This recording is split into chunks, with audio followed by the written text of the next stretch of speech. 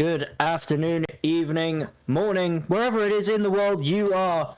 Welcome in to the Anti-Stall Racing IMSA series, race number 6 from Road America.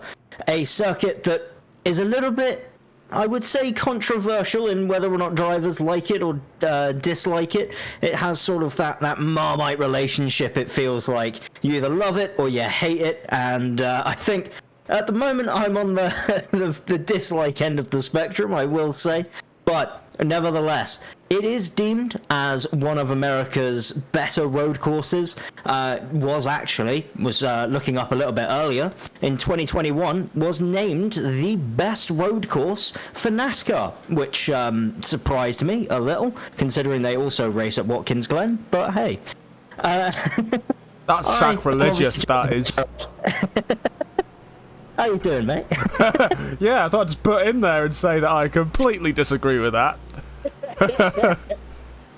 I mean, look, if that is what people are saying, then by all means, they can go and do whatever it is they want to say, and we'll just have to deal with that, I guess.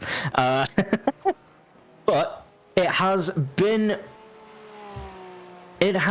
a time at Monza. That's the recap of last race. It was interesting, I think is one way to call it. We had another Fuji incident between the Leo Racing team. To bring you up to speed with what happened at Monza, the Leo Racing team in LMP2, the story was primarily teammates coming together, the same teammates that actually came together in Fuji. And those teammates are now, there's probably a little bit of tension there, and especially considering the fact that one of them is actually leading the championship right now, which is Alessandro Izzo. Castellani is behind him, and Dylan van der Lands in LMP2 rounds out your top 3. There are obviously other names to mention, Carlos Labate as well, Max Voss, who unfortunately Max Voss is not with us today. He is feeling a little bit sick, so we all wish him the best. Hopefully he gets back healthy soon, gets racing with us again soon. Much like to all of the drivers here who haven't made it today. I know Ryan was flying back from Italy and didn't manage to make it. I believe something about the big old C, which I'm not sure if I can say because we might get demonetized. Oh dear. But yes, so he won't be in GT3 as well, which is going to mean that the Leo Racing team in GT3 have a little bit less to worry about. Ryan Martin has always been known as the guy to challenge these Porsches in that Ferrari. Makes it very, very quick. Adam Hedgecock as well in the same team as Ryan, so hopefully, even though Ryan is not necessarily feeling the best right now, maybe he could have helped Adam sort of prepare car setup and, really get something going here with the Altitude Esports team, because honestly, I think, much like a lot of people, the Porsche dominance so far has been a little bit underwhelming, and I think we want to see someone shake it up a little. So hopefully Adam can help us do that today. There are obviously other brands on track as well in GT3 that can help us. We do have some Lambo drivers, we have a couple of BMW drivers, we have obviously the Ferrari drivers as we mentioned already, and a couple of Mercedes drivers as well. So hopefully some of those can really start to shake up the order a little, and we see maybe a bit less of dominance from the Porsche, especially around this track, which I think plays quite nicely into the Ferrari's balance, being the Ferrari being pretty good in those sort of medium speed corners.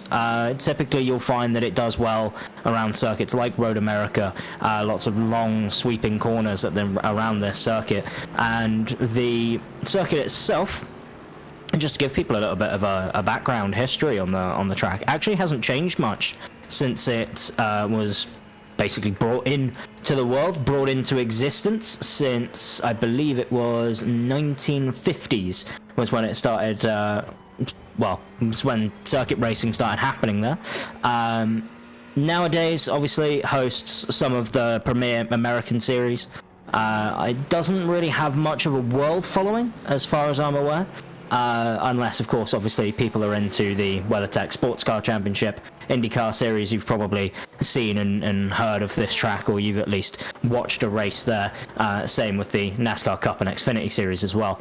And again, it is one of those circuits that I think a lot of drivers underestimate the first time they go out.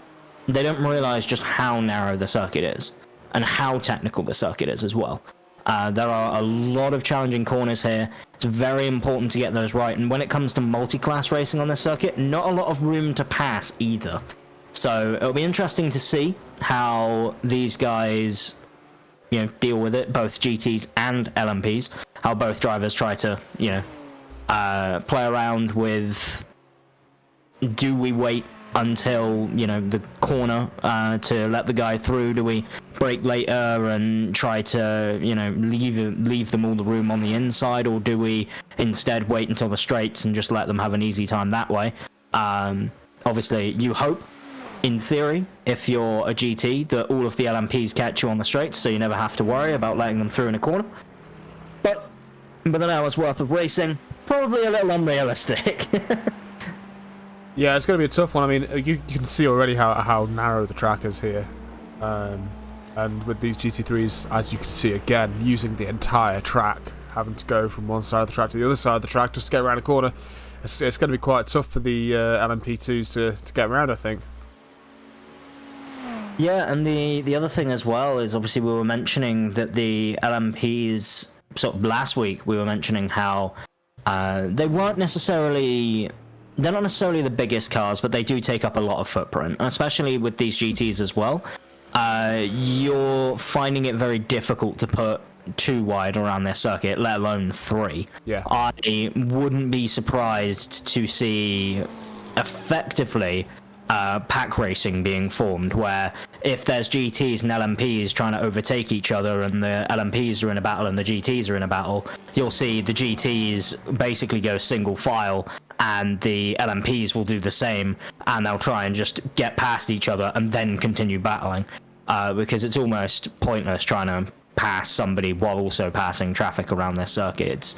There's a very minimal places where you can do it, and I think that adds to the challenge. Of course it does.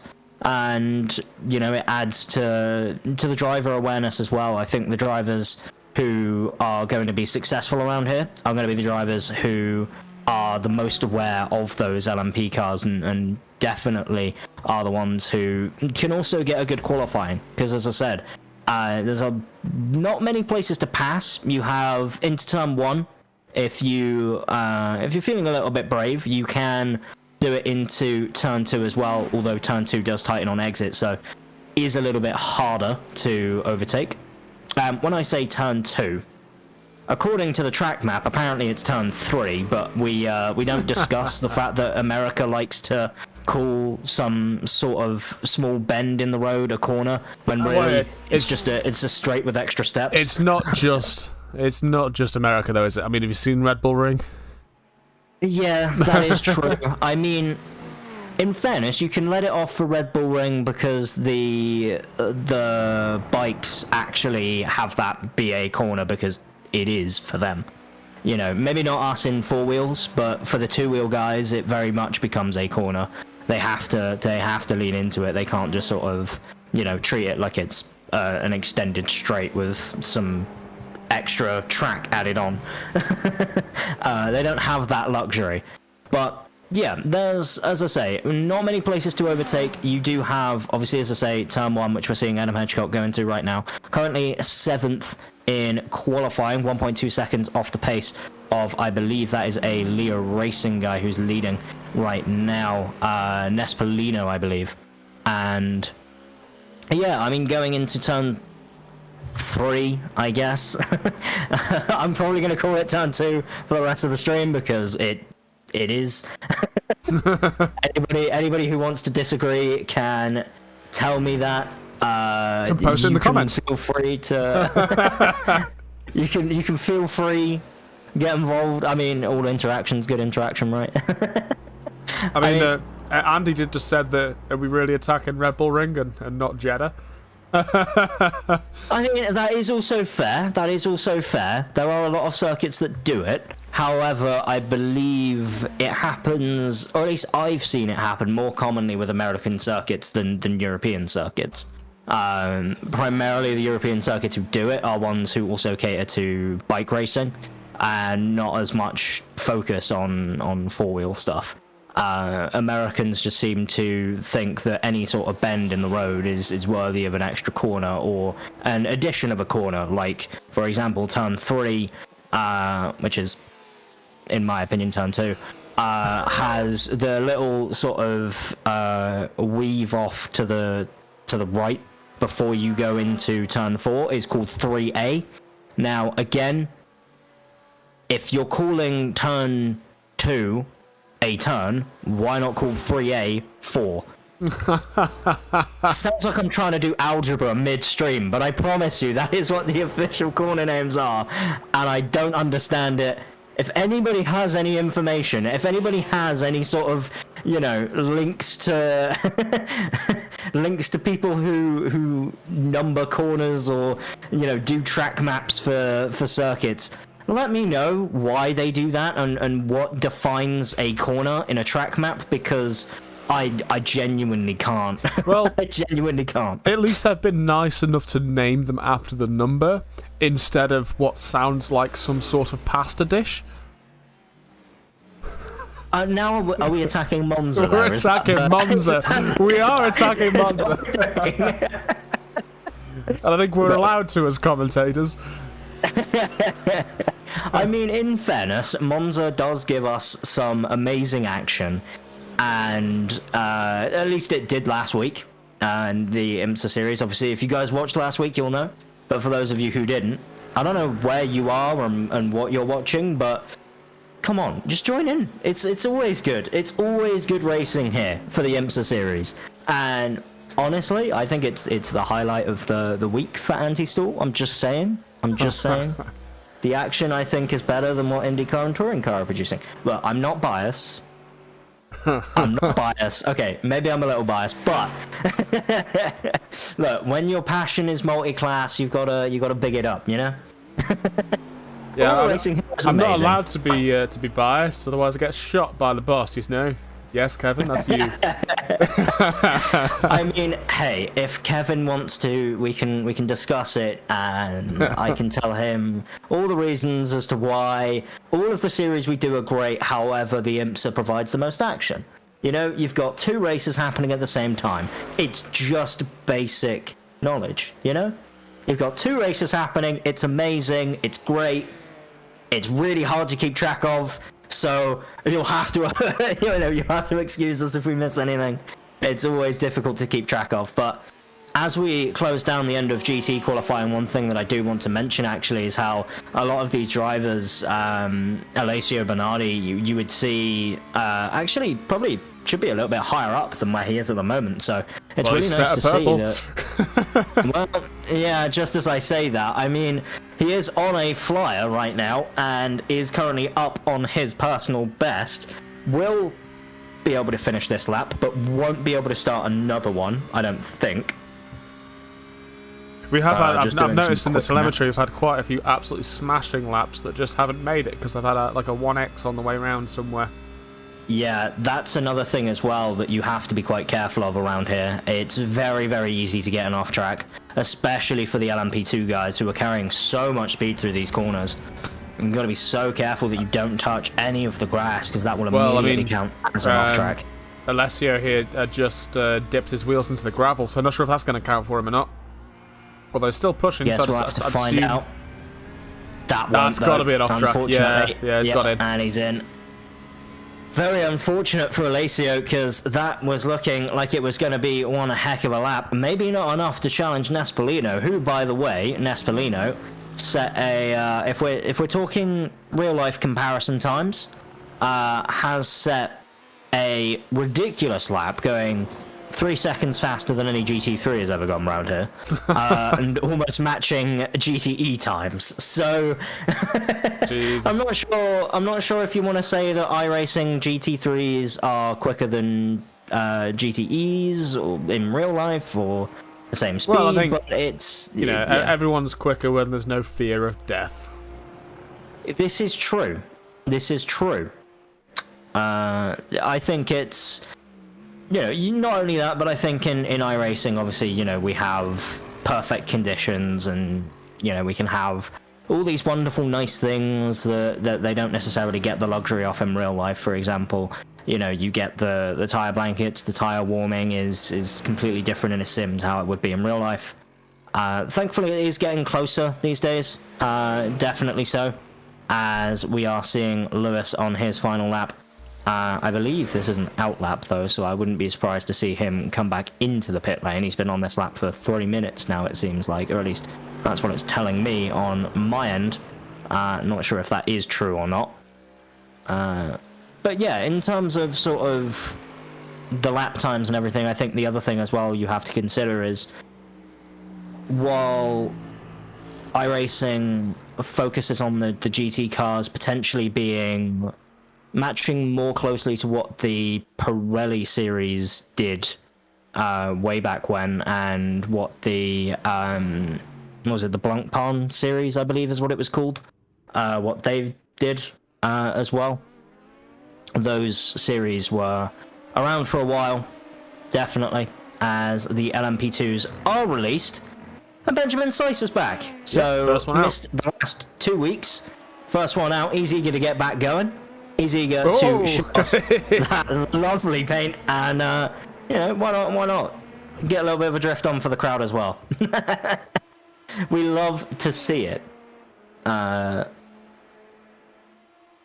But yeah, it is obviously, when it comes to the LMP qualifying and the way that qualifying works here, at least in the IMSA series, we have it split qualifying because, we had at one point 45 cars, 46 cars on track all at the same time during the race, and in qualifying you would never get a lap in, pretty much, around circuits like this, around circuits like Monza. It would be very difficult to find that sort of qualifying time. Around a circuit like Le Mans, however, that will be interesting to see how they work that one. I think they might have to do everybody out at the same time. Just a thought. Because Le Mans in itself is quite a big circuit, isn't it? It's very long. You're looking at almost 3.5 minute laps for the LMP2s. Yeah, exactly. So, and that's, they're not going to get many laps in if they don't go at the same time. Yeah, and then the GTs, you're looking at 4-minute laps, maybe even slightly longer. And it's one of those things that I think we'll have to wait and see what happens. But for most races in the calendar, you would expect split qualifying, just due to the nature of them being quite short in comparison to, as I say, circuits like Le Mans. Le Mans is a very special beast, I think, in that regard. It's iconic, but the lap it does take a long time to get yourself around. But yeah, having Benjamin Seiss back is going to be interesting. See where he can slot himself. We know he's quick. We know he can battle with the Leo guys. Didn't necessarily have the best results throughout the season so far. He is 12th in the championship at the moment with 2 good results in the first 2 rounds. Then in Daytona, not so great. And then Fuji and Monza, obviously no shows for those. So he is back now, and it sounds like it's a lot of points, but he is down 1,000 exactly off of Alessandro Izzo.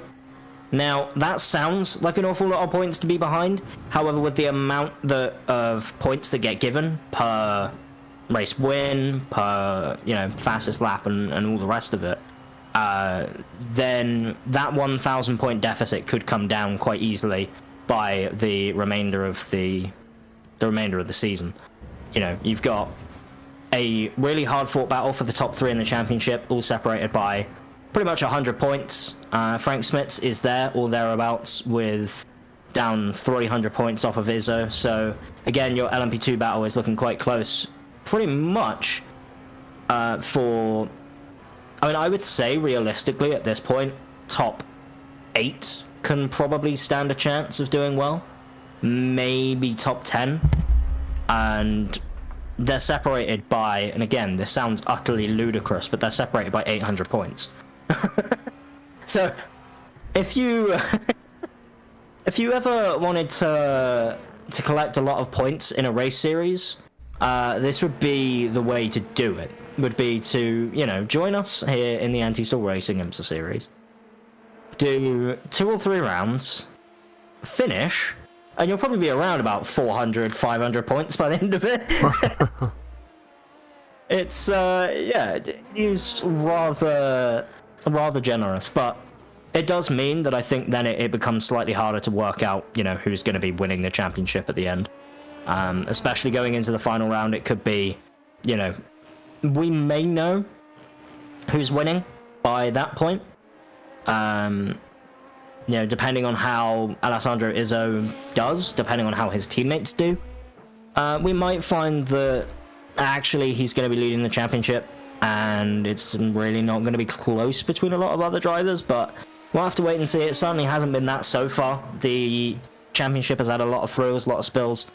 Cars have been DNFing in unexpected places. Other drivers have been picking up, podiums and top 5 finishes that were maybe unexpected at the start of the race, but as the race unfolds, pit strategy plays a big factor. Traffic always plays a big factor as well. And I will say, though, as always, as we're rounding out near the end of qualifying, Gerard. Yes. Who is your pick for the win in GT3 and LMP2?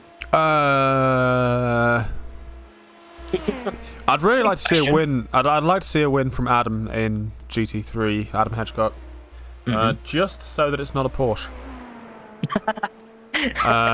Because the Ferrari is my favourite GT3. Okay. And I also really like his livery as well. That's it looks great on camera. It's shiny. No, that's fair enough. As for P2s, and I'm not just saying it because of the leaderboard right now.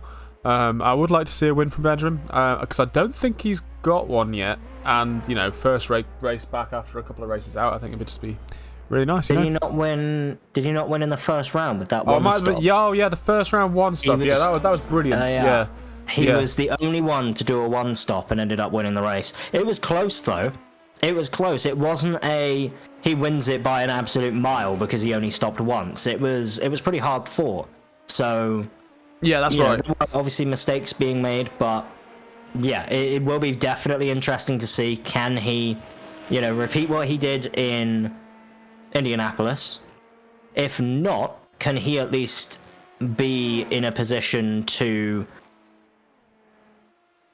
challenge the Leo guys? Because at the end of the day, I think the Leo guys are sort of the ones in LMP2 that everyone's looking out for. There are obviously other notable names. I'm not trying to take away from the likes of Frank and Dylan. They're both equally as quick. James Ibram, Hakon. Pretty much all of the LMP drivers that are qualifying are quick. That's basically what we're saying. Max Voss is in the session, so I don't know if he's if he heard me and potentially is joining. so we'll have to wait and see. Aiden Young not qualifying. Sebastian Van and Houvel, I believe, isn't qualifying either. Yeah, Aiden Young's got a qualifying ban for for incidents. I'm not sure about the others myself. Yeah, I believe I only saw one incident for that in the race notes, the race briefing notes. Yes. Yeah, so it was just Young, and then I believe GT had did they turn up? No, it doesn't look like it, but there was someone in GT who also had a qualifying ban. But yeah, it does mean that obviously they would have liked to have obviously get out there and qualify. We know that Max Voss left the session because he's feeling unwell. Okay, I thought he sent that message before he joined the session, so that's why I got a little bit confused there. But Andy Tapman giving us the info. Always good to see. Van den Heuvel is having technical issues. That's why he's not qualifying. Okay, that makes a lot more sense. I did wonder why Sebastian hadn't set a lap yet. If he was able to qualify, that makes a lot more sense. So it does mean our LMP2 grid is a little bit more reduced this time. That will be, if Sebastian can sort out those tech issues, it will mean that we'll have 10 LMP2s, and then I believe in GT3 we will have 16 in total, of which everyone set a qualifying lap, so we will see a fight brewing there. And again, all 3 Leo LMP2s are in. We have Hakon, who is currently P6, who is ahead of the other 2 Leo drivers, which again surprises me a little. I'm surprised to see Lorenzo Castellani not up near where Izzo is. Maybe Castellani just doesn't like the track as much. I know a lot of drivers said that they weren't the massive fan of Road America, but hey, maybe after an hour of racing on it, they'll start to maybe come around. It's hopeful thinking, but maybe. Yeah, I mean, looking at this, obviously I'd never really sort of paid too much attention to it, because from what I've seen of it, I didn't particularly like it. But looking at some of the corners in more detail, you know, I think I wouldn't mind a shot at it.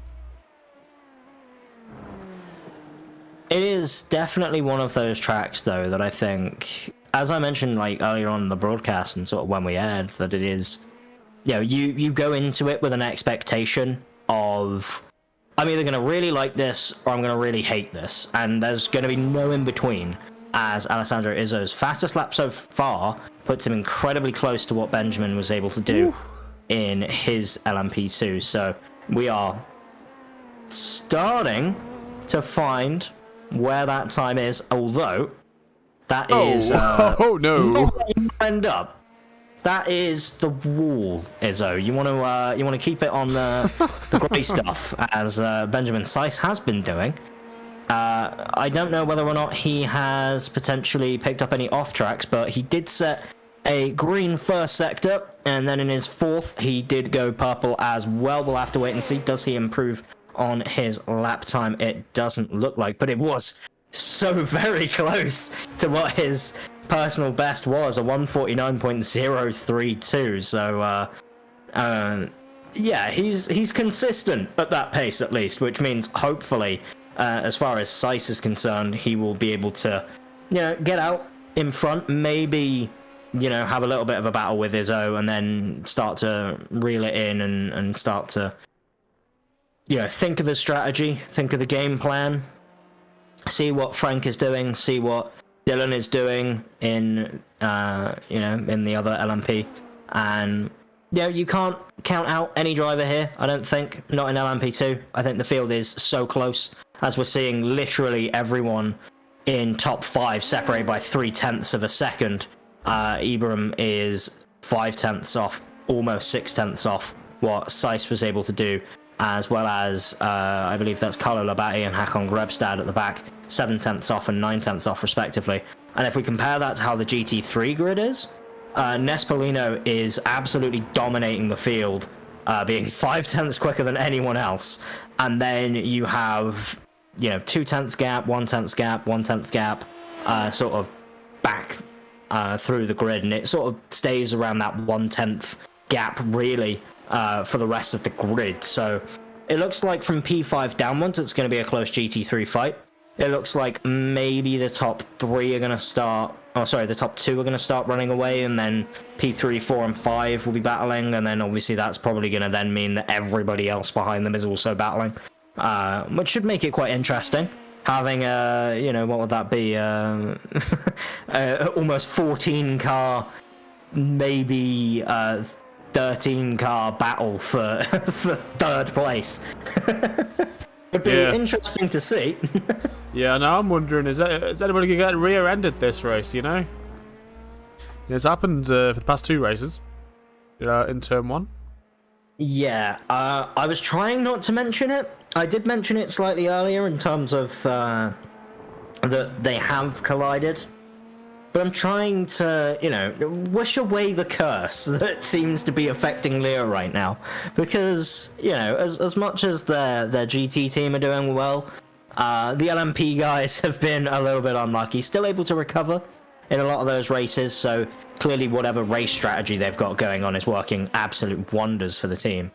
And, you can see that in the results as well.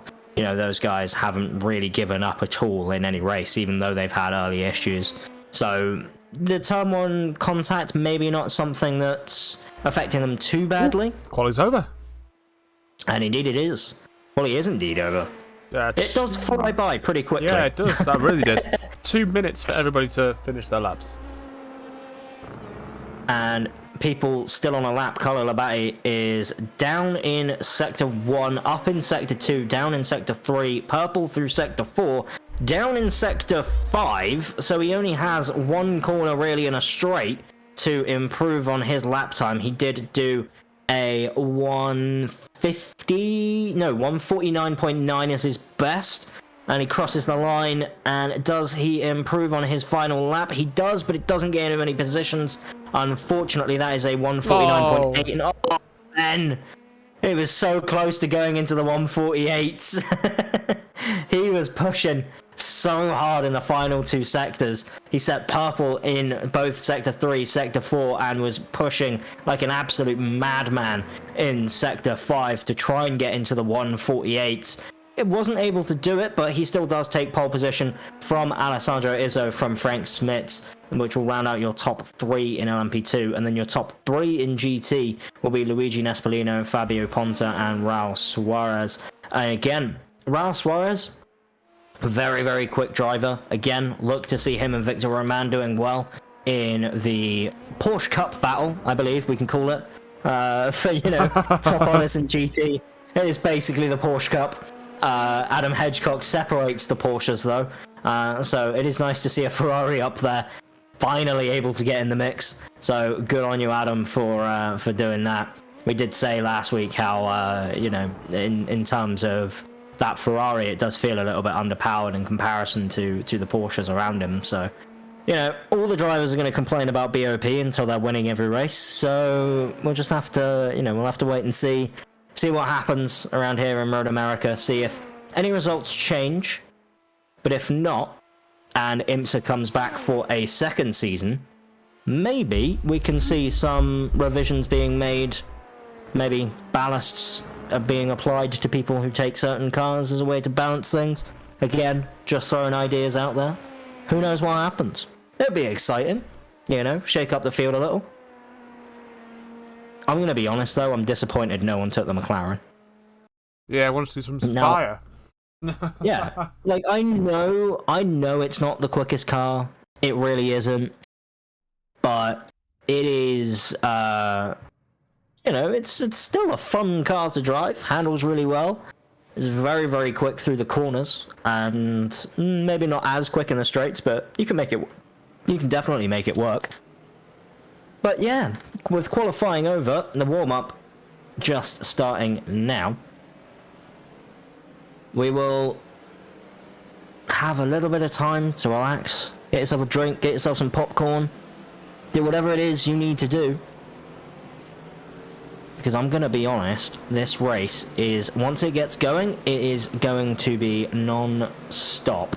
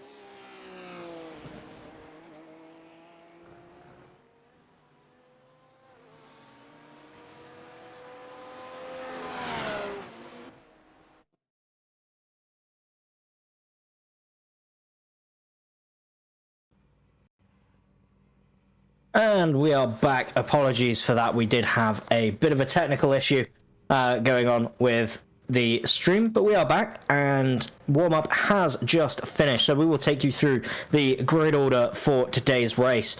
In LMP, your pole position man is Benjamin Seiss, and leading the way for LMP, as we just mentioned. Following him, Alessandro Izzo is LMP2, second place with Frank Smits behind him. Dylan van der Lands will be behind Frank with Lorenzo Castellani P5, James Ebram P6, Hakon Grebstad P7, and Carlo Labate P8. Aiden Young will be P9 and Sebastian Van Hoover will be P10. I don't know if they will start ahead of the GT cars. In theory they should, but we will wait and see. Luigi Nespolino is pole position for GT with Fabio Ponta P2, Raul Suarez P3, Victor Roman P4, and then looking further down the grid you have Adam Hedgecock P5, Alessio Bernardi P6, Sean Gardner P7, Lama Vedder in P8, Richard Zudovec in P9, Gertz Gasecki in P10, Lars Van Ryn P11, Christian Glamsetter P12, João Diaz P13, Lewis Grieg in P14, Martin Brandon P15 with Thomas Amos P16, and that will round out our full grid. As we mentioned, Aiden Young and Sebastian Van Den Hoover should be in theory ahead of the GT cars, but we'll have to wait and see. I believe they are making their way through the GT traffic, so they will start a little bit further up the road. Those LMPs about there. I think race control is shuffling them forward slowly. Doesn't look like they're getting through very quick there, but I think yeah, there we go. The GTs are going to have to start going single file to let them through. I think is how it's going to work. Yeah, they need to be let through a bit quicker. Really, where's Benjamin Seiss right now? Let's put this track map up. In fairness, they do have half a lap. They are doing a full lap here, I think, to help ease those guys back into where they should be. So there we are. They're indeed, there they are already to the back. So yeah, all good. Nice and easy. Indeed. So everything is all in order. Although I will say now the LMPs seem a little bit spread out at the moment. Dylan van der Lands can definitely get a little bit closer than he is at the moment. So I believe we'll wait and see everyone bunch up. I believe they're going to wait until the carousel goes single file through there, and then everyone's going to bunch up on the exit of the carousel, going down in through turn 11, turn 12, and then obviously up to turn 14. Benjamin needs to be careful that he doesn't hit the safety car. I do believe, luckily in iRacing, you will ghost through that car. Well, I'd rather he doesn't try it, just in case. Yeah. Yeah, I've seen horror stories from people thinking the safety car was ghosted, and the safety car is definitely not ghosting. I've done the same in pits as well, because you can turn off pit ghosting. There we go, there we go, he's done it. Probably heard us, I think. Well, Izzo, thanks for showing us, mate. You can start to drop back again now, behind Seiss, and thank you very much for that, Izzo. Feel free to flash your lights if you're watching, let us know. It's always cool to see drivers seeming like they're getting involved and watching the action. Although they've got a race to focus on. They shouldn't be hearing us, shouting in the background. Come on. This seems like a very long lap, doesn't it? It does. I mean, the lap itself, 1 minute 49 for these guys, quali pace, so naturally on the safety car you're going a little bit slower than that, and when I say a little bit, I mean a lot slower than that. So, yeah, it is a little bit lengthy. We've already had 4.5 minutes, and we haven't even had one green flag lap yet, so I believe the timer won't start until we have a green flag lap, though, so as the field bunches up in LMP, we should see Benjamin Seiss lead them away. Everyone's starting to form up, get involved. There we go. We will see when Benjamin decides to send it. Izzo already squeezing him a little. Look how close he is. So, trying to do a little bit of an intimidation tactic, I believe. There he is. He's As go, we- go, go. And again, Benjamin Seiss needs to lead the way. No one can really overtake until then, and it seems incredibly close in the background. You see the Leo Racing guys, by the way, all of them very much separate from each other, as there is a spinner there off in the background, and I believe that was... who was that? That could have been Frank Smits there, as the GT start is already underway. It is a Leo 1-2, followed off by a Aspar, I believe that was P3 and P4. GTs look like they've gotten a relatively good start. Everyone is starting to fill in and make their way through. That is, we'll see what happened here in the replay. So going into turn number 1, Benjamin Seiss does come across, and unfortunately, due to the dirty air, I think Frank Smits just sent it way too hard. Cold tyres into turn 1, and yeah, I don't think there was any contact involved, as there is another huge collision. Yeah. Like Frank Smits was off, and also someone else is off as well there, way further down the order, and Frank needs to be careful because these GTs have a battle that they are trying to get underway. Adam Hedgecock is involved in that battle, so these GTs are all very close, and with Frank being where Frank is, he's not going to make it easy on them, and it's going to almost disrupt the flow already. Yeah, I'm very surprised. A very close GT battle. I'm very surprised he hasn't lost a hell of a lot of downforce there, because his rear wing still seems alright.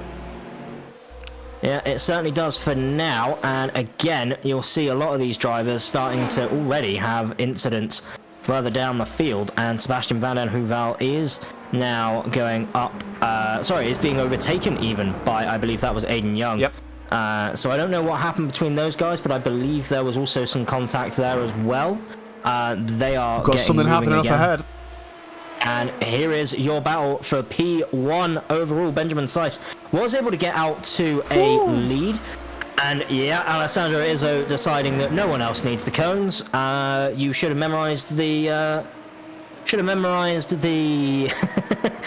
the turn-in point and braking point without needing them. As we do have the admins on the case for the good old YouTube chat. So our Nightbot doing this job now. Thank you. But again, the action here, Benjamin Seiss and Alessandro Izzo, these two very, very close. Always very close, it seems, as Gert Gisecki is being swallowed up by quite a few cars here, and almost squeezing off the number 9 of Thomas Amos, who is also trying to run away from João Diaz a little bit further behind him, as there is an incident between car number 12 and 91, and it is a drive-through penalty for car number 12, who is, if I check... 12 and 91... 12 is Lamet Vedder, 91 is... Don't see a 91 myself. Oh, there it is, Victor Roman. So, interesting to see that Lamet Vedder seems to have come off worse off of whatever incident they had, and yet is still given the penalty. Yeah, I don't have any telemetry for it, so if any of the stewards can let us know, that'd be absolutely fantastic. Even still, this GT battle still pretty close considering what happened at the very beginning of this race. And a little bit further up the road as well from this GT battle, we have the leaders also in GT, all pretty close, the top 4 of them, as Benjamin Seiss just sets a new fastest lap in LMP2. The battle in GT still ever closer, as Amos, Diaz and Lars Van Ryn are all going to battle like it is the final lap of a 24-hour race, battling for P14. Yes, fantastic little battle this is. The 14th battle. And again, you know, with how the points are in this league, even gaining a position from 15th to 14th may end up changing how your point standing is at the end of it. So, you know, all these little things do make a big difference as we start seeing, I believe that was another LMP of... Who's that? Sebastian Van den Heuvel is trying to make his way through the GT traffic again, so... I really don't know what's happening with Van den Heuvel, but he seems to have had not a lot of incidents. So he's pitted for some reason. I would imagine that would have been early damage, maybe involved with Aiden Young early on. and he is now trying to make his way back up, and Aiden probably got off a little bit lighter, so hasn't decided to pit yet, as we will now jump on board with Richard Zulovic. Sorry, I jumped away again because I saw something happening. We are immediately back away from Richard Zulovic into Lewis Grieg's POV, as he was overtaken by Sebastian Van den Heuvel, who, again, Van den Heuvel is obviously in LMP2. We'd expect him to pass all these GT cars relatively quickly, as Izzo and Seiss will lead the LMP2 field away a little bit further ahead. They are now on to the next lap. They are on lap 3 out of we don't know how many. It's an hour-long race. And just look at the times, by the way, that Seiss and Izzo just set. 49.796 and a 49.797. Well, one thing's clear, he's not going for the one-stop. Well, yeah, I think he's kind of forced into battling him now, and yeah, Benjamin Seiss is very much going to find a hard time keeping Izzo off of him. And again, Izzo, we know he's quick, we know he's consistent. I was watching, he does also stream as well. I was lurking in his chat earlier. Does speak Italian, and I do not speak Italian, so unfortunately couldn't really get involved in the chat, but even still I was lurking and watching him, and he drives so smooth, Izzo. I've noticed he's very calm when he's driving. He doesn't tend to have any sort of erratic emotions, or at least it didn't seem like it in the practice. Obviously, you know, maybe mid-race, you know, if an incident does happen, maybe it's a little bit different, but in terms of how he is as an actual driver, it looks as though Izzo is has that sort of, what I would say is like that Jensen Button style of driving. He very much wants the car to let him know where it wants to go, rather than him forcing the car into it, a bit like Alonso. Because if you watch Alonso drive, he turns the car in and basically waits on it to do it. Whereas Button was very much I'm just gonna fingertip driving, you know, glide it into the corner, and we'll see if the car likes it. If it doesn't, I'll, you know, play with the pedals a little and see if I can get it in, and if it, you know, if it doesn't, even then, you know, there's other tricks that I can do. So, you know, it is really interesting to see Izzo's driving style to be that sort of really fluid nature, and it helps with lap times. Clearly, he's currently the fastest man on track and is absolutely pounding around this, I mean, what you could describe as a street circuit without the streets is what I would describe it as. You know, walls very close. The only off-track really you have is grass, then wall. Maybe there's some sand, but not often. So it feels like it's a bit harsh, honestly, if you go off around this circuit. So again, everyone's having to keep it nice and tidy for now, as we have a battle here in 5th position in LMP. That was a nice pass from Hakon Grebstad into just before, actually, the carousel. We'll have to wait and see whether or not Carlo Labate can fight back, as both of them, they are going to try and chase down Lorenzo Castellani, but not able to really do anything just yet. Obviously, Lorenzo, again, quick in his own right, did a 149.77 that last lap, which was pretty much the exact same lap time that Hakon and Carlo were doing as well. So it looks like we're starting to get a pack being formed, as there was a pass a bit further up, I believe. Lorenzo Castellani and James Ebram now finally battling on track, and are very, very close, actually. Maybe even a move being made between the two of them. I'm not sure if we can quickly jump on board with that and see what's going on between the Englishman and the Italian. We do jump back on board now with Sean Gardner and Alessio Bernardi in our GT3 battle, with, again, another Englishman, Adam Hedgecock, ahead of them. Did I get the wrong Englishman and Italian then? Yeah. I'm very sorry. James Ebram and Lorenzo Castellani, but it's all good. It's all good. Well, we're going back to beer now. There was a move made there as well, so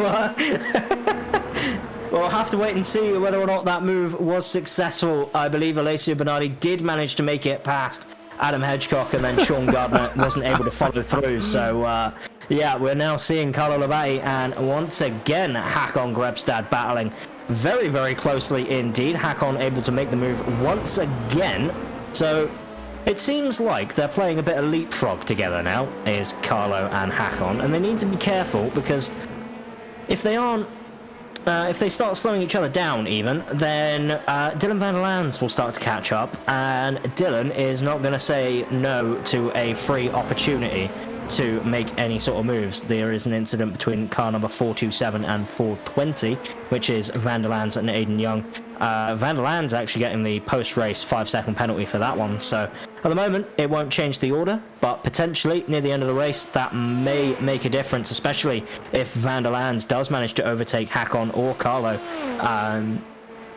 Something that I'm not sure if it gets broadcasted to everybody who is racing,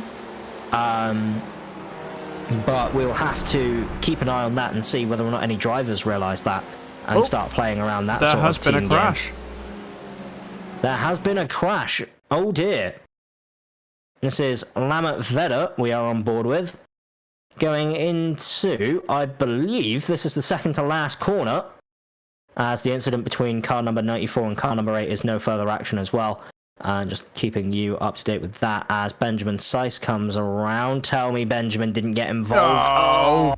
Oh, unfortunately, Ben, that's not how you overtake a GT, my friend. I know in the race notes they did say in the race briefing that the slower class car should not move offline to let the LMPs through, so I'd imagine Seiss was thinking that the GT was going to take his natural line, move over to the left, and Seiss could just go through on the inside, but that didn't happen, and Lammert Vedder is now in the pit lane because of it, with significant damage, it looks like, as car number 12 and car number 37 had an incident. It is under investigation. That is the incident we did just see, Lammert Vedder and Benjamin Seiss, so we'll have to wait and see what the outcome of that one is.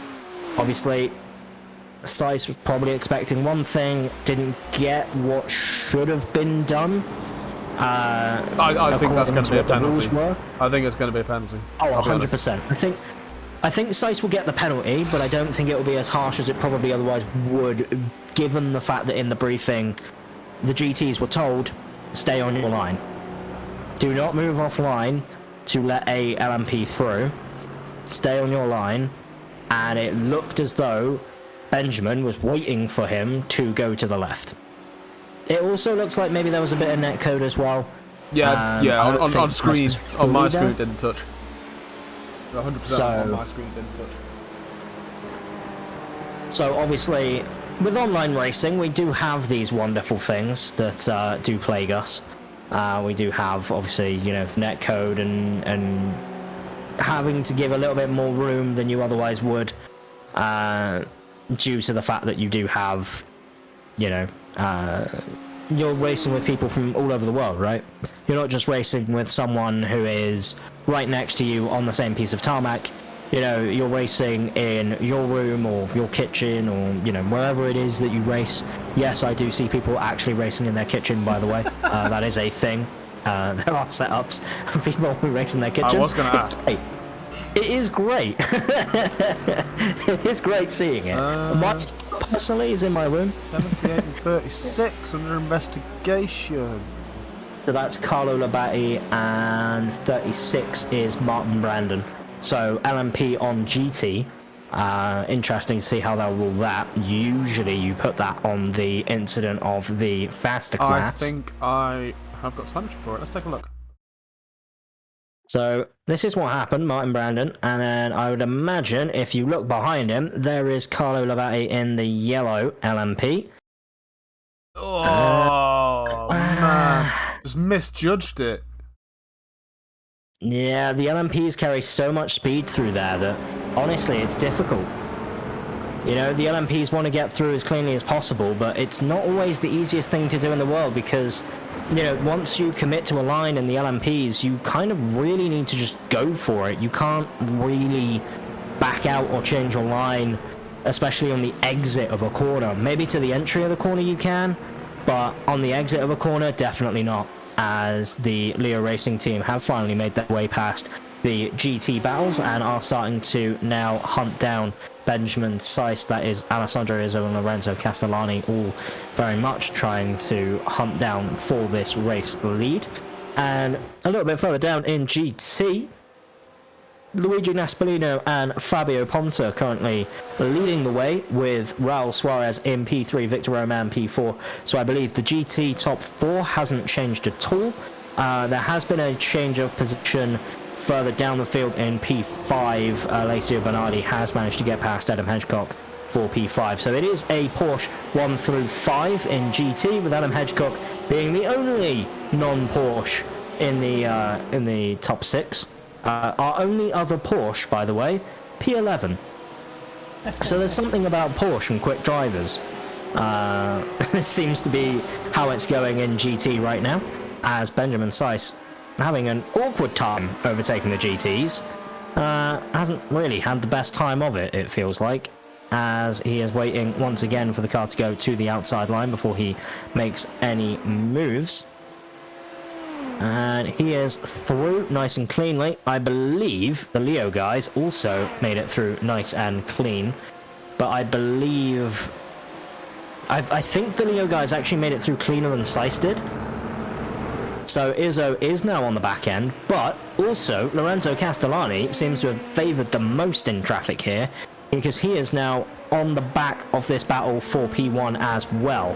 So it'll be interesting to see whether or not Castellani and Izzo, I mean, we know they're not going to fight as teammates. We've been trying to imply it through these streams. We've been trying to send that energy that maybe they can work as teammates to, you know, battle and overtake the likes of Seiss, but honestly, every single week, if there are 2 Leo cars on track and they are very close together, they are going to fight each other. They're not going to play a team game. No, one of them isn't going to be a rear gunner.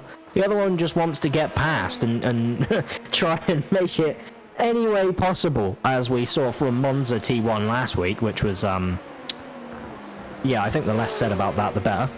Yeah, we don't talk about that. The Leo guys just want to forget it ever happened. But we're going to keep reminding them, and it's not because we're mean. It's because it's a talking point, as there was another talking point of the LMP's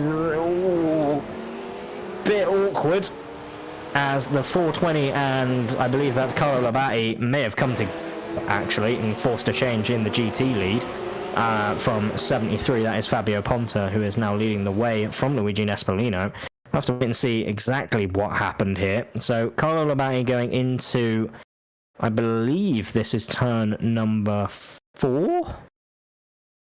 Or is it 5, depending on how the corner names would be. This incident is under investigation, so let's do a little bit of, you know, stewarding prowess, and we're going to see that LMP... Oh, wow. That was a dive. I wasn't expecting that car to come out of nowhere. It was a dive from the 420, but I believe Carlo Labate didn't really help himself. Dylan van der Lans is dedicating to overtaking this GT, maybe a little bit too late on the brakes. Yeah, very late on the brakes. He locks up on the front left, as you can see, still locked up on the front left. Doesn't really have any steering anymore, and just goes straight into the side of Carlo, who did rate it as no further action, but yeah, Carlo also spun out, and it did force a GT change as well, so interesting. No further action as well. We have. No further action, yeah. So, we'll have to wait and see, as Alessio Bernardi is now battling with Raul Suarez, has managed to bring himself way up the order then.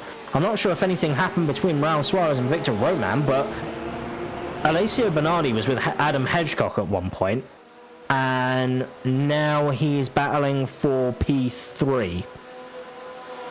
So I don't know if Aspar have had any incidents, or they've just had a bad couple of laps, but Alessio right now is on an absolute mission. 203.5 last lap versus a 204.7 from the guys behind him. So he is lapping 1.2 seconds a lap quicker, which is that's a lot. even in non-racing terms, that's still a lot to keep track of. And yeah, that's why we've seen that battle seemingly come out of absolutely nowhere, and then ACO has just gained 3 positions in the span of what felt like 2 laps.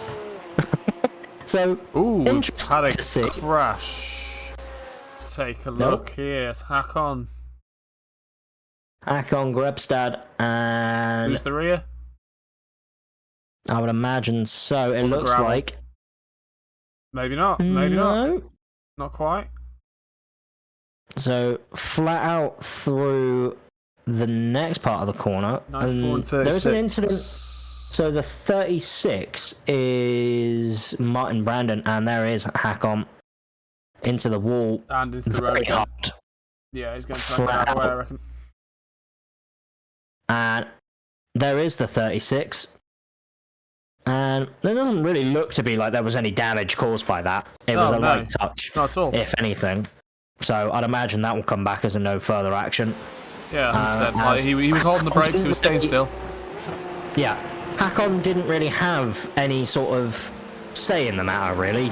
It was just sort of, as it is, there it is. We do have the no further action. But we're getting good at this, we should become stewards.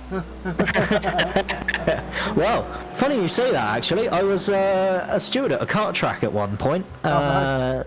Yeah, my local kart track. So, yeah, have some experience being steward and also marshal. So that was fun. Don't tell them that, they'll take your soul. Well, it's fine. I'm dedicated to the commentary, and you will have to drag me out of here with force. I enjoy the shouting. Let me do the shouting parts, and the rest of you can do the hard bits. Speaking of hard bits to try and make your way around, Sean Gardner currently trying to make his way around Adam Hedgecock. A lot of you are probably thinking where I was going with that, but I will try and keep it on topic. Yes, yeah, Adam Hedgecock, not the easiest driver to pass, especially in a car that doesn't seem to be all that quick. As LMP2, by the way, not sure if you've seen, but pretty much every single driver in LMP2 is in the pits. Yeah, wow. All decided they're all going to go in at the same time, except for Castellani, who didn't. And the incident there between car number 12 and 37 is a post-race penalty for car number 37, who is Benjamin Seiss. Oh dear. So that was that incident, I believe, where we saw the number 12, which was the Lammert Vedder, where Vedder stayed on his line. Seiss thought he was going to move across and he didn't. And yeah, Benjamin Seiss unfortunately collects him, and yeah, as I say, a bit unfortunate, a bit of miscommunication, and that does mean that if Seiss wants to win this race, he needs to win it by 10 seconds over Alessandro Izzo. So fastest time of the pit so far is Benjamin Seiss. Took a whole minute to go down the lane, pit stop, and then leave. Yeah, you lose a lot of time in the pits, hence why Lorenzo Castellani is already 46 seconds, almost 47 seconds up the road on the cars behind him right now as well. I mean, you would imagine that Castellani, when he comes in, obviously Seiss and Izzo will overtake him. Potentially, as we see him coming into the pit lane now, potentially James Ebram might get the jump on Castellani, but we will have to wait and see how that looks. I think he's going to come out either alongside or just behind Hakon. It's got a bit foggy. It'll really take that. I believe that might be because of a car that potentially blew their engine. Very maybe.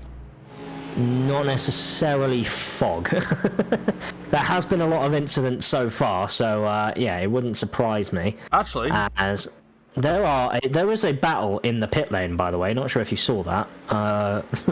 There was, yeah. I believe that was João Diaz, Christian Glamsetter, and Martin Brandon all going side by side in the pit lane, which was no, sorry, it was Thomas Amos, João Diaz, and Christian Glamsetter going side by side in the pit lane, which was interesting to see. And he's leaving. Izzo are been and gone, and he comes out well ahead of James Ebram. Wow, so okay. James Ebram's just crossed the line now, and Dylan van der Leyen's just crossed the line, and Hakon just crossed it now as well. So yeah, way out in front, seemingly to be sort of the same sort of gap that we had before. I believe the only thing that's really extended is Benjamin Seiss now has a slightly bigger gap to Castellani than he had before, due to Castellani being in the pit box for 1.5 seconds longer than what Seiss was. So 1.5 seconds, normally you'd account that to potential of a missed pit box or a misaligned pit box, or potentially more fuel. Now, I would imagine something like that, considering the fact that if these drivers think this is a two-stop, they will probably try and put in as little fuel in at the end as they can get away with. So I would imagine underfueling the car isn't really going to work for the second stint, which, if that's what Benjamin Seiss is planning to do, then he needs to get a move on. Because otherwise, Izzo is still going to be ahead of him, and in fact, I believe Benjamin Seiss will finish... If the race was to end on this lap, Benjamin Seiss would finish behind Castellani with his 10-second penalty. That is what I'm working out from that, as we do have a battle here for P9 in GT. Once again, the GT battle, even through pit stops, seems to always be raging on, and it's going to continue going that way, I believe, all the way until the checkered flag, as Lewis Grieg is trying to make things happen. Unfortunately, not much really able to do at the moment. Now, Lewis Grieg is obviously a teammate with Christian Glamsetter, so yeah, unfortunately Christian not able to get that many not really able to get that many clean runs in, has had a few incidents, so maybe not as close to his teammate as he would like. And it does seem like Gertz Gasecki is really actually starting to run away with this. It's starting to really pull a gap on Lewis, so we'll have to wait and see if Lewis actually does start dropping back, sorry, I should say. Gertz Gasecki, yeah, again, it sort of seems to be an ebbs and flows, really, between the two of them. It doesn't seem like one of them is any real has any real speed over the other, I should say. As Gertz Gasecki, Lewis goes very wide there and spins just as I say that. I am sorry, Lewis. I may have cursed him. Oh, Benjamin Seiss had a big moment trying to get past there. That was we didn't catch the end of that on stream, but I hope Seiss is okay. Otherwise, this battle into turn 1 is going to be very interesting in LMP, as Christian Glamsetter is also battling with João Diaz, Thomas Amos further behind Christian Glamsetter, so we'll have to wait and see whether or not anything gets done into turn 1. Battle of the Mercedes power, as Glamsetter does try to look for the move, does manage to get it done under braking into turn 1. Can he hold it? João Diaz is going to look for the switchback, almost contact between the two of them as we go into turn 3. Here, Christian Glamsetter still keeping it around the outside, and the LMPs are now going to get involved, and these guys are going to try and go 3 wide down Road America. Not the easiest place to do it. You don't really want to be doing it, as the Mercedes are going to box in the Ferrari now, and basically force this Ferrari to get out of it. This is a battle between the Mercedes, and the Ferrari is just trying to make his way any way possible past both of them. And he's starting to feel a little bit left out of the action, I think, was what that Ferrari was feeling. Tries to get himself involved, and immediately the Mercedes were like, no. You stay right in that box that we're going to make you, and Christian Glamsetter goes through. The Mercedes goes, or sort of gets his way out of the Ferrari's picture, and together they are now pushing away from what that Ferrari is able to do. So, yeah, it looks like the Mercedes ganging up on the Ferrari and making it work. Not necessarily intentional, but you know, that's just unfortunately what happens when you're racing in a pack of 3. Someone at the end of it is gonna feel a little bit left out, either because they made the pass on both of them and they've run away with it, or as Christian Glamsetter misses his braking zone by a mile there, lets João Diaz through and now invites Thomas Amos to attack once again. So João Diaz now starting to run away, and was that GT. Was that an LMP2 that did that? Yep. Watch Thomas Amos come around the corner. He's going to put the power down now, and you're going to watch this LMP. Oh, so much netcode. So much netcode. That's a real shame, that is. Yeah. I've got another one as well. Adam Hedgecock just had an issue. Oh dear. Not our boy Adam. So Adam going down the straight into turn 5. Hits the gravel. That's a shame. Damn it. Incident. And the LMP's almost being taken out as well. Obviously, once you hit that road, once you hit that wall even, you get bounced straight back out. It's very unforgiving. But he's managed to drive it back though. Which is impressive. A lot of damage, but he is still going. So, battle here for your LMP lead. Benjamin Seiss and Alessandro Izzo has been battling all race long. This has been half an hour of pressure that Benjamin has absorbed from Alessandro Izzo. And yes, while Benjamin does now have that post-race penalty, he's still going to be driving as hard as he possibly can, because at the end of the day, he's a racing driver and he wants to win, right? That's just how it is. Benjamin Seiss is going to be trying to get the win on the road to make it feel like a victory. Obviously, he's probably aware that he does have that 10-second post-race, but even still, he's going to see whether or not he can get something involved, as the incident between 55 and the number 9 has been looked at, and there was netcode. Yeah.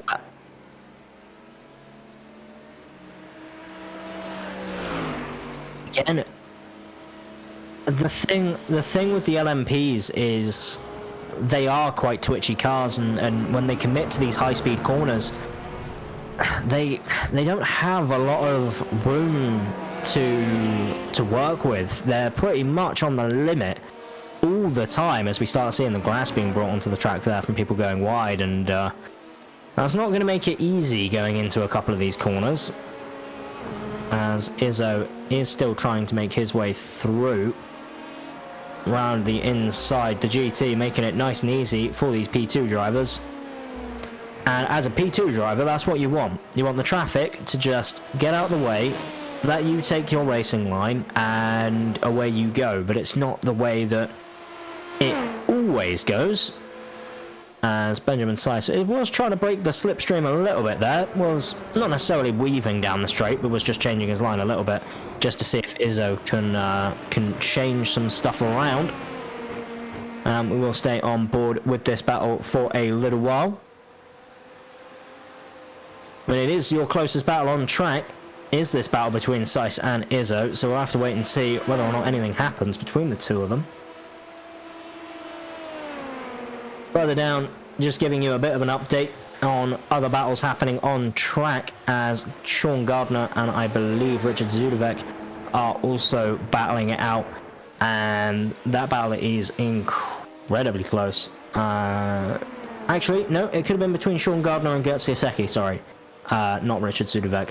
But even still, the GT battle seems to have settled down a little bit now, so we're looking at the LMPs, maybe trying to make an impact here later on into the race. This is normally the point where we have this sort of slower period of the race where not a lot is really happening, but it's enough Everyone are settling in, doing their second stint, and then they will just gun it on their stint. We'll get to the last 10 minutes of the race, and that's when everybody goes absolutely mental and starts to really start to push everything they've got.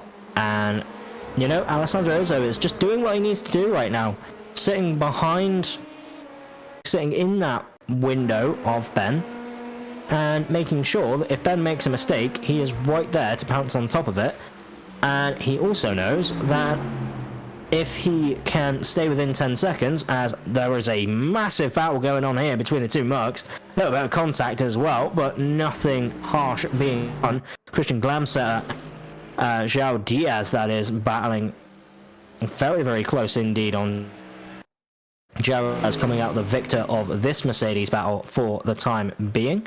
Something that may change if this LMP gets involved. We'll have to wait and see whether or not Glamsetter goes for a move here into, I believe that is called turn 5, but it could be turn 4. It's all a little bit mental. Getting a few stuttering internet issues here, so do apologise to those on the other end. It is all good. We will we'll keep on, as we always do here in the Anti-Stall Racing League, and obviously if we do have to restart the stream, we'll try and get back up as quick as we can. Hopefully that doesn't happen, but, you know, tech issues happen, and we will try and resolve those as soon as possible. But the action so far on track has been absolutely incredible. There is a little bit of a downtime, obviously, as there always be in these endurance races. Anything over an hour in length typically tends to have these sort of lulls in the middle of these, you know, everyone's on a slightly different strategy, no one's really sure where anyone else is, everyone's sort of trying to filter through. And then what you'll notice is, after the second wave of pit stops, all those gaps that seem quite far right now will all shrink back up again, and everyone's going to be absolutely gunning it, and it's going to be absolutely crazy for the rest of this race.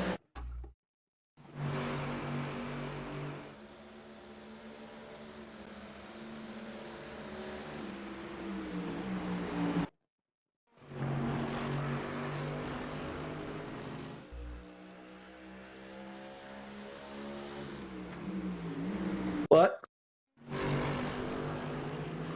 Once again, closest battle in GT, Christian Glamsetter and João Diaz. Still continuing on. Still battling for P11. As the LMP continues to rage on as well for the LMP lead, which again, we'll keep prefacing with that it's not all over until they cross the line, because Seiss does have that 10-second post-race penalty, and I believe Alessandro Izzo and Lorenzo Castellani are both clean.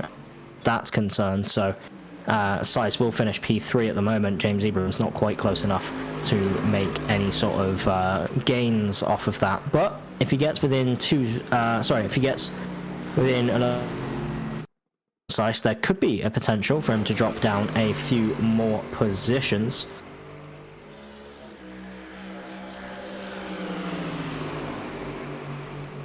As Carlo Labate is dropping down quite a bit, seems like he had an incident as well. Is in the pit lane. Well, actually, he's out on track. Positions. I'm not sure what happened with him. I'll have to try and see if I can figure that out for you all. But he is down P10 in LMP and very, very quickly. It doesn't look like he's gone back to the pit lane yet either.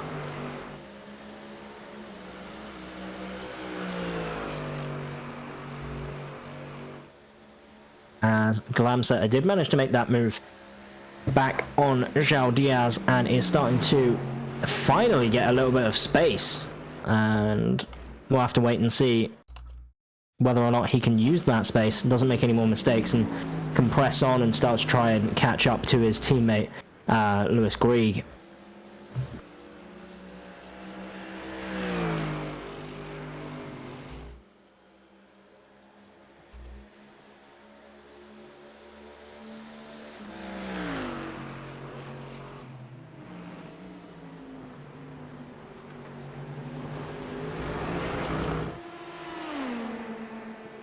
But jumping back on board with the battle in LMP, and it is 40 minutes of pure battling between these two, Izzo and Seiss. It's been absolutely mental. And again, another battle that we are constantly trying to watch and constantly trying to monitor, keep on top of, because it does also have some championship implications as well. Obviously, if Alessandro Izzo does manage to win this race, he will take a bit more of a lead in our IMSA series, with Castellani also gaining, with Dylan van der Lans not having necessarily the greatest result. And Benjamin Seiss picking up a few more points as well is going to interrupt this, but there is action here in the LMP2 as the GT's getting involved, and it is causing some more issues. Alessandro almost was looking like he was going to go for a move, but does back out of it and has indeed now just started to chase down and even makes the move there on Benjamin Seiss, something that I didn't even see coming until he just dives up, makes it work, and boom, Benjamin Seiss now relegated to P2, Alessandro Izzo P1. Change of the lead, and is going to take this one, unless Benjamin Seiss can maybe answer back down here. And indeed he can. Wow. From Alessandro Izzo. He goes across the gravel, and Seiss is straight back through. Once again, one mistake is all you need to change the complexion of this race. That's all it is. One little mistake, and Benjamin Seiss is now storming ahead.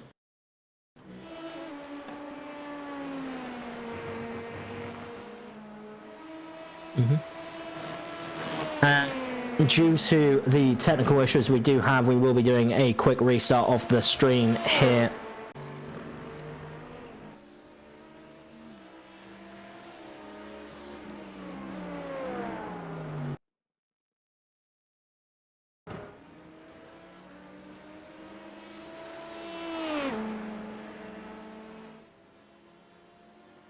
And we are back. Apologies for that one. Hope everything is all back, and once again, for those of you in the YouTube chat, try and refresh if you aren't back already with us, and hopefully that will get you right back into the action where we've left off. Benjamin Seiss, to give you an update on him and why he's further down the order, he has indeed come into the pit lane. That is why he is now down in P5, I'd imagine. Alessandro Izzo and Lorenzo Castellani are all going to come in as well. So Seiss, with 15 minutes, well, almost 16 minutes left of the session to go, has decided now is the perfect time to come in. I'm going to come in and I'm going to absolutely gun it. I've got clean air out there on track at the moment.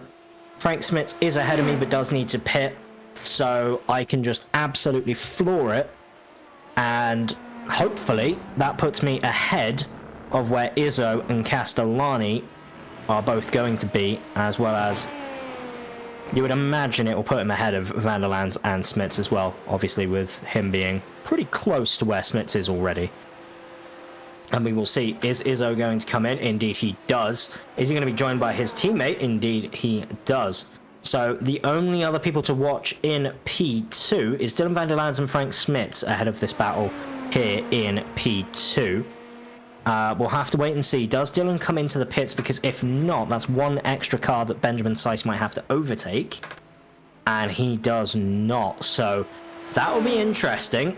Because if Benjamin Seiss manages to catch up to the back of Dylan van der Lans, or if Izzo and Castellani come out ahead of Seiss, and they managed to catch up to the back of Dylan van der Lans, as we go back to a replay here of Adam Hedgecock, who seems to have already lost it into the wall. as going through... Where is this? Is this the carousel? Indeed, it looks like. On the exit of the corner, weird snap from Adam Hedgecock there. That was very odd indeed. That doesn't seem to be one of your normal collisions, and indeed, he is now out of that battle as Benjamin Seiss has been overtaken by Izzo. Izzo did manage to get out ahead of him. So, yeah, unfortunately, this battle in LMP2 going in favor of Alessandro Izzo with 14 more minutes left to go. Sorry, 13 more minutes left to go. Apparently I can't count. But we're trying out here. Izzo and Seiss still battling, very much trying to keep the action involved as well. And it does look, though, that Izzo might have the upper hand. Castellani also will be gaining a position off of this if they don't through just general LMP driving. Now in GT, a couple of positions changing around as people are coming into the pit lane. Alessio Bernardi is currently leading the race. Now I'm not sure if that's because Fabio Ponta and Luigi Nespolino haven't pit yet for their second time, but it looks as though they have. So I don't know when Alessio Bernardi managed to overtake Fabio and Luigi, but he seems to have done so and made it relatively quickly too. Gertz Gasecki also needs to pit one final time.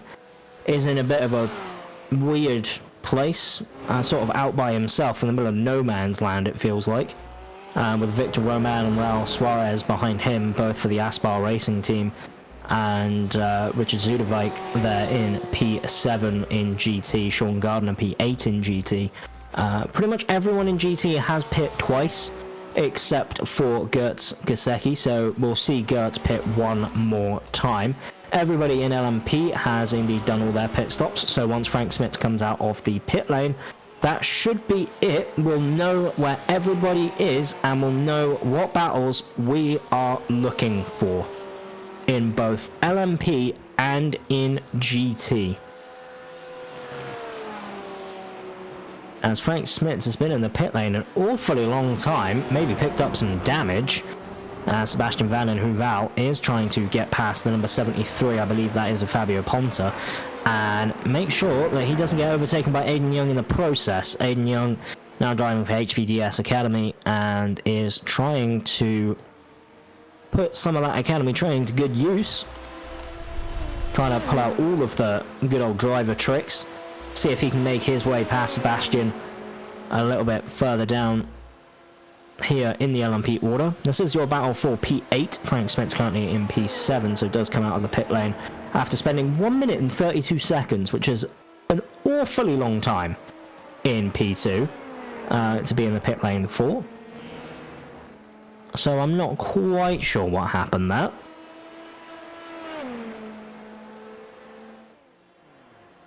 And Sebastian Van den Hooval and Aiden Young both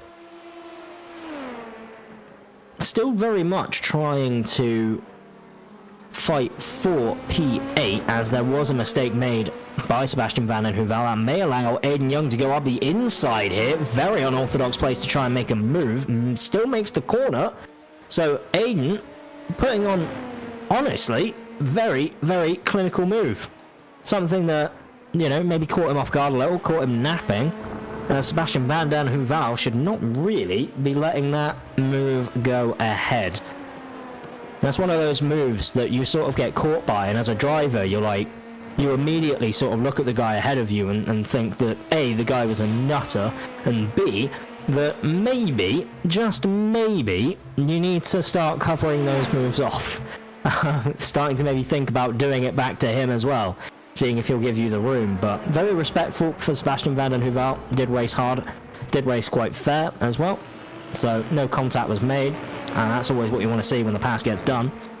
And Aiden Young is now starting to pull away a bit, so maybe Aiden was lapping faster than what Sebastian Van den Hooval was able to do. And it means that Aiden will hopefully manage to pull himself away, and the battle in LMP2 will die off once again. The closest battle after this one would be the one for the lead, and that would be your second closest battle on track. So the slipstream still playing a big factor though, down the start-finish straight of turn 1. You gain almost 2/10 on the car ahead of you there in LMP, so very important to have it. Can be the difference between the move being made and the move being lost. So naturally, if you're following another car, you want to try and make sure that you can, you want to try and make sure that the toe gets broken as early as possible. Otherwise, you can find yourself looking at a move into turn 1 that you didn't really think was possible before then. I want to say, honestly, turn 1 around here at Road America might be the place where you would see the most potential for a move, and yet actually converting into moves being made and moves being completed, I think probably has the least success rate out of all of the other corners on the circuit. Or at least from what we've seen today. I'm not sure if you would agree, JR, but it seems like most of our moves are coming from turn 4, turn 5, which is the uphill left-hander, which is interesting. Very brave move to be made. And then, yeah, aside from that, we haven't really seen many overtaking opportunities into turn 1. I believe we've seen sort of 1 or 2 passes there, but nothing major. There's been some interesting moves as well. Like, there's been a lot of, well, I guess you'd term it more reckless moves, more dives and stuff. But I guess you have to do that on a track like this. Yeah, I mean, you would think that with the way that these cars are, naturally the braking zones are quite short. So any move that you make has to kind of be. You kind of have to know that the move is on almost 50 meters before you even hit the braking zone is really when you should be alongside them to try and make that move work, as Dylan van der Lands may have to worry about Hakon Grebstad. We did talk about 2/10 roughly being the gap that you bring down with slipstream. Let's wait and see whether or not that fact is true. It was 4/10 was the gap before we go into turn 1. What is it as we go into turn 1? 2/10 and closing. And again, it stays around 2/10. So if you don't make the move, indeed, 2/10 seems to be the magic number. And that does mean that if Hakon is within 3/10 of Dylan van der Lands out of the final corner, you would expect him to maybe look up the inside in turn 1, see if he can get that move made. But Hakon Grebstad, unfortunately, getting stuck behind the GT car there. Good use of the GT traffic by Dylan van der Lands to try and just break that toe a little as well, and put a car between himself and his rival. And because that's the other thing you can do in this GT multi-class racing, is that if you're in an LMP and you have a car that's pressing behind you, you can put a car between yourself and them, as we were almost going 3 wide, these 2 LMPs with the GT. Thankfully, no damage being caused. I don't know why Dylan van der Lands was hesitating on overtaking Thomas, but the move was finally made as we go through the carousel. Don't take your hands off the steering wheel through there though, because otherwise probably a horrendous crash. Ooh. I would imagine. As there is a big twitch. Well, I believe that was Hakon Grebstad as he tries to make the move on Dylan van der Lands, gets it done. Dylan not able to respond, and does Hakon overdrive for the next corner after the move is made? It doesn't look like it. So Hakon makes the move and is now up into P4. Not quite close enough to benefit off the 10-second penalty with Benjamin Seiss, but P4, seemingly best of the rest as far as LMP battles have been going so far this season. Which, again, you can't really be disappointed with a P4 in a field as competitive as this. I mean, you've got to still be pretty happy with that, right? I mean, I'd be happy with that. I'd probably be last by now. Yeah, I mean, every single LMP driver here is so quick. And the GTs as well. All these GT drivers also so very quick. The Leo Racing guys, we know are quick. We know that the other teams involved, Aspar Racing, also very, very quick. There is a reason as to why all 5 of the aforementioned cars from those teams are, as there seems to be contact there. I'm not sure if there was, but I think I heard contact between Dylan van der Lands and the GT. I don't think it came to anything, but it sounded like there was metal on metal, but I don't actually think it ended up being any contact. I think that was just iRacing doing the usual audio bugs, which we love. We do love it. Got a couple of off tracks reported, but nothing serious. So yeah, it looks like it was pretty good then, pretty clean. Just Dylan van der Lands getting stuck, unfortunately, which does mean Dylan is going to have a little bit of a harder time trying to get past Hakon again. Has to maybe hope that the LMP traffic starts to play in his favour once more.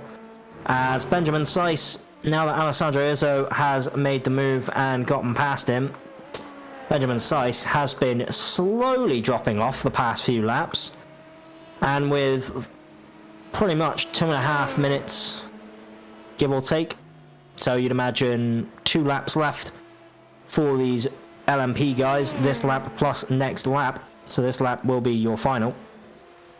And Sebastian Van den Heuvel. Yeah, what's happened there?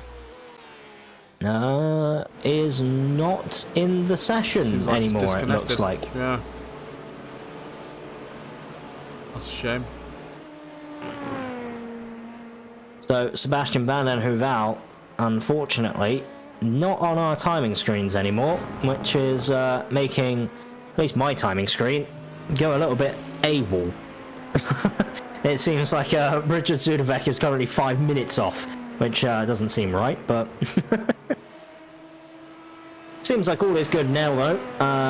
We're starting to get things filtering back through, but yeah, unfortunately, about Sebastian Van den Heuvel, he did say he was having tech issues earlier on today, so those tech issues seem to have carried on into the race, and once again, KO'd him out of this race.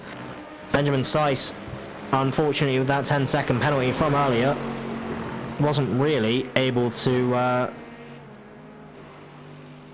get out ahead of Alessandro Izzo, and once Izzo finally got his way past after seemingly 40 minutes worth of pressure, I might add, so Benjamin Seiss did soak it up. It's not like he was sort of sat there going, nah, I think I'll just sort of let it go through. Nah, he was properly soaking up that pressure for a long time before Izzo finally was able to get past, so, credit to him. And, yeah, it does mean, unfortunately, he probably will end up P3, as move being made here, down the start-finish line. Dylan van der Lands, Hakon Grebstad. Hakon is going to try and maybe make a move here into turn 1, but not quite close enough, as we do see the flagman there waving that white flag. So everybody is on the final lap of this race. And I believe in GT it's pretty much all been decided, unless there is a major incident that happens now. I believe everyone in GT is pretty spread out, and in LMP there are still a couple of positions that could change. Dylan van der Lands and Hakon Grebstad, the main ones we're looking at, and then Benjamin Seiss and Alessandro Izzo are starting to get a little bit closer again, so I don't know whether or not Benjamin had an incident and then Alessandro has had an incident and now they're back together again, or whether there was traffic involved, but Benjamin Seiss is now... Actually, sorry, no, that's Lorenzo Castellani, so Benjamin has backed off massively. He did a 151.1 last lap in comparison to a 150.1 from Izzo. So as Dylan van der Lands off very wide Hakon there. Nearly rear-ended Dylan then. In fairness, from Hakon's point of view, probably had nowhere to go once he saw Dylan squirming all over the place in front of him. Just sort of had to hit the anchors and hope that Dylan sorted it out. As Hakon now tries to go around the outside. Is the move gonna stick? Oh, that'd be good. That'd be fantastic. Hakon gets the power down. Both of them, you can still see them squirming around. Both cars complaining that they don't have enough grip. Dylan van der Lands is still going to try and maybe make the move up the inside. That would have been a beautiful switchback if he made it work. But unfortunately not. This is your final lap of the race, final corner of the race. Hakon Grebstad does take P4 over Dylan van der Lands. Amazing. So amazing finish between the two of them. I imagine that is something that both of them will be sort of, congratulating each other on, because that was epic to finish out our LMP battle. Obviously, as we mentioned, Izzo, Seiss, Castellani, your top three, but obviously Seiss with that 10-second penalty will drop behind Castellani, and will be 10 seconds behind Castellani when the post-race penalties come through as top.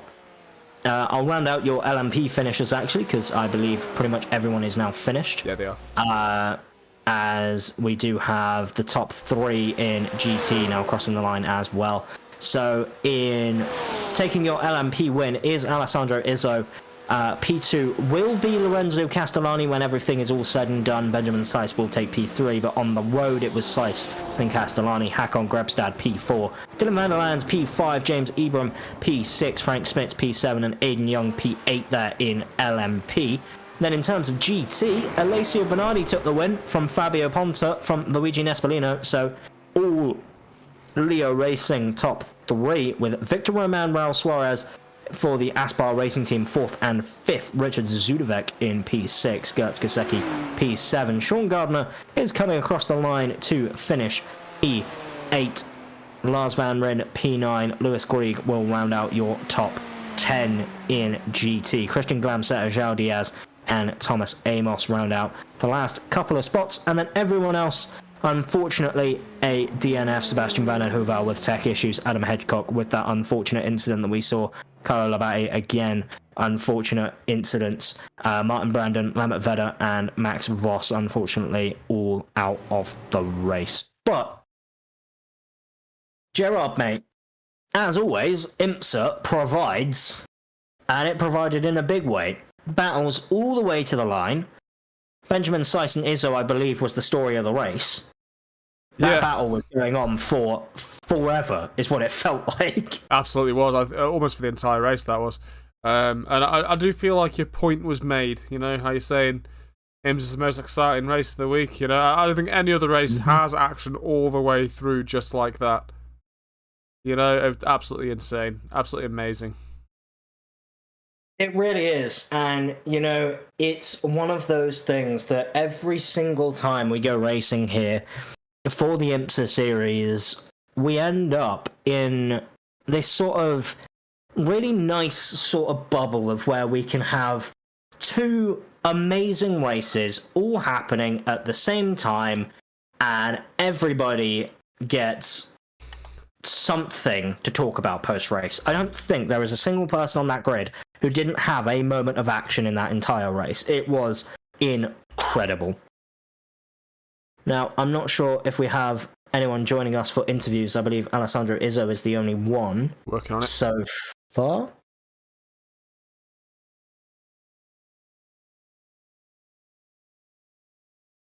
And Alessandro Izzo, welcome in, my friend.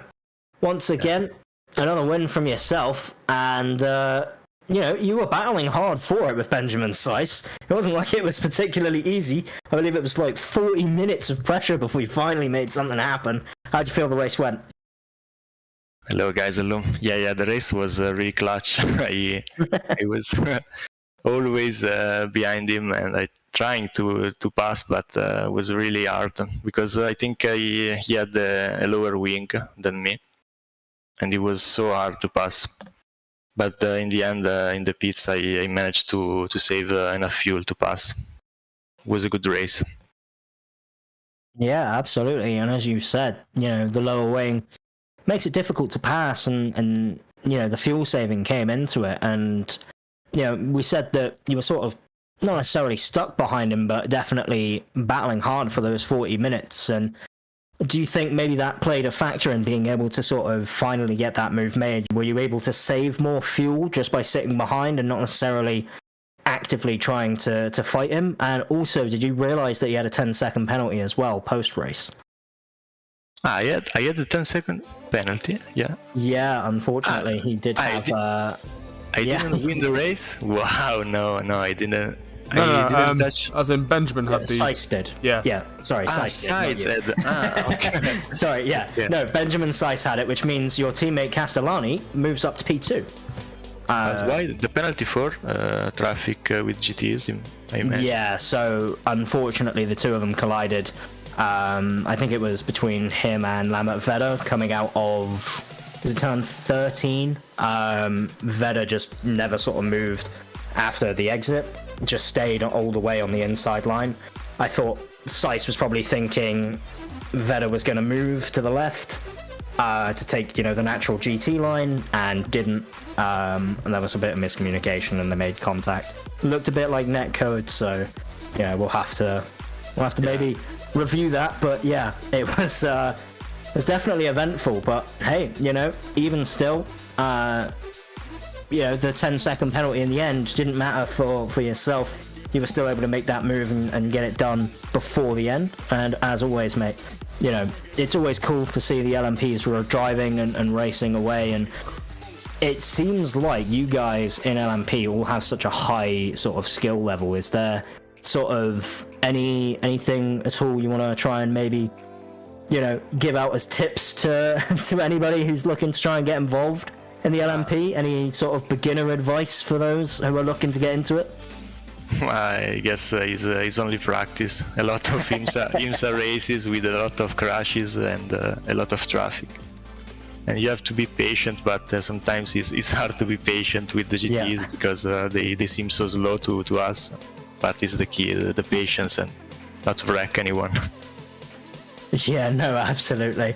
But hey, it's always cool to see you guys racing, and we can't wait to see you out again next week. I believe next week we are going to Le Mans.